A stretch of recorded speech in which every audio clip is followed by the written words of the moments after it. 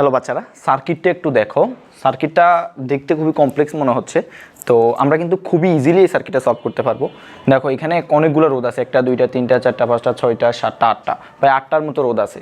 কিন্তু তোমরা অনেকেই এই সার্কিটটা দেখলেই ভয় পেয়ে যাওয়ার কথা, তো আমরা ভয় না পেয়ে এই সার্কিটটা কীভাবে সলভ করতে পারি একটু দেখি। দেখো এখানে 3 ওহম মানে একটা রোধ, 3 ওহম মানে একটা রোধ, 2 ওহম মানে একটা রোধ, বাকিগুলো 2। তাহলে এখন তোমাদের মনে প্রশ্ন হতে পারে কার সাথে কে সিরিজে আছে, কার সাথে কে প্যারালালে আছে।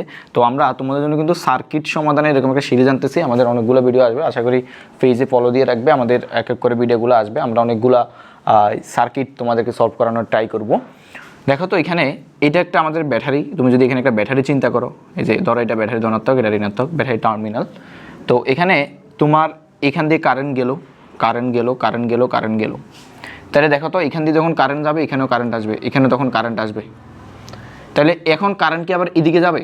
তাহলে তোমরা যদি হিসেব করো যে কারেন্ট এই রাস্তায় আসছে, এদিকে গেল, এদিকে আসলো, 2 রাস্তায় গেল। তাহলে এদিকে কারেন্ট গেল, এদিকে কারেন্ট যায়, ধরো এদিকে আসলো। তাহলে দেখো তো এখানে কিন্তু মূলত এইটার ভিতর দিয়ে, মানে এখান দিয়ে কোনো কারেন্টই প্রবাহিত হবে না। ভাইয়া কেন?